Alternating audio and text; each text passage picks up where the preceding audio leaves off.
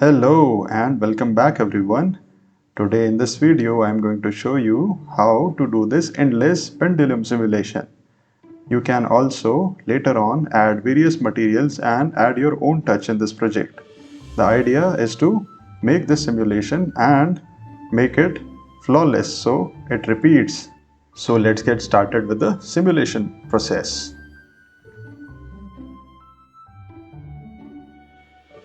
In starting, go to Preferences and enable the tool called Bool Tools.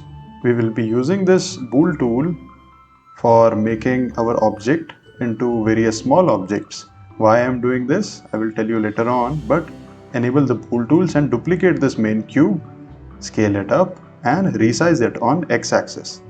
Now let's duplicate it and rotate it on other axes as well. So our objective is we want to cut this center cube into 8 small cubes which can be used for our pendulum animation. So let's select one of this cube and press this difference button. You can see we don't want this, we want the center part to be cut. So select this one first and later on this. Can you see? It has been split into 2 parts. Similarly for other parts, let's quickly select this and this. Difference, select this. And the center cube once more, press the difference. Now we can see we have 8 small cubes. Now we can animate and rotate these and our pendulums can pass through these gaps that we have. But let's get to the fun part, add a pendulum. We can add a icosphere and extend some of its faces to make a pendulum. But you must have seen the animation that I made before. My idea to make a pendulum is a bit different. I used a cube instead of an icosphere and used a subdivision surface modifier. Now you can see if I go to edit mode, I can see the top face. I will shift D and duplicate this face, extend it up. Now you can see it will look like that this is not connected to the pendulum and the pendulum is hovering below this string with some sort of magnetic force because it looks like it's not connected to it. Also, you can right click and set the origin to the top part. So when it rotates, the pivot point is the top part of the pendulum, not the center part. So the rotation is proper. Now let's get to the next part and animate the keyframes. Quickly, I will press N in the object mode and set the points of the extreme left and right positions.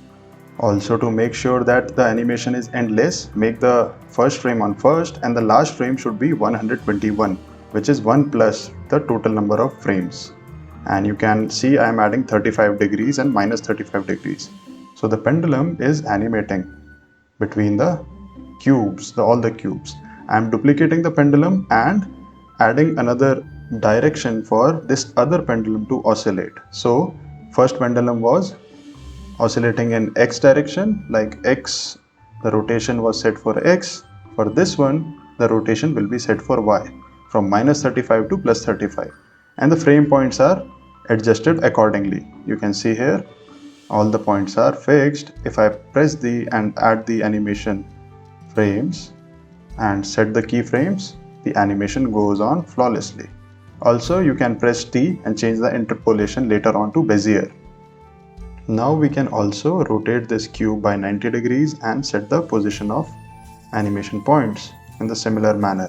But make sure that these are not intersecting and animated properly. Now click on animation section of Blender and from top part go to the graph editor. In the graph editor we will smoothen out all the rough animation bits because we need to make it look like a real pendulum. So what we will do, after setting the animations to Bezier, I will extend these points. You can see the small points here. After this, it's time to set up our materials. So go back to shading section and one by one add materials. For the pendulum, I am making it metallic. You can increase the metallic value. You can add many more materials just like this. There is another material which is having some emission value. You can see for the cubes, I am adding some additional nodes to give it a little bit of detail. I am using the checker texture and with a bump node, I am increasing the value. So you can see it looks like it looks much better and little bit more decent rather than just simple cube with some colors. So we can change our materials later on to whatever materials we want. Let's add some lights also to the scene. and in the output value you can set it to a video format, and you can see I have set the background to dark. You can also change the color for background for all other projects. So you can see here the animation is going flawlessly and it's also looping perfectly. So from one angle, if I add a camera, the animation will keep on going endlessly if I play it on a loop. So that was the idea for this video. So I hope you have followed this along, and you can also make amazing endless loops of pendulums like this. I've added many materials, changed materials and backgrounds to test it out. You can see it here, and you can make your own version and share it to me on Instagram if you want. Okay, I will take your leave. Take care. Bye bye.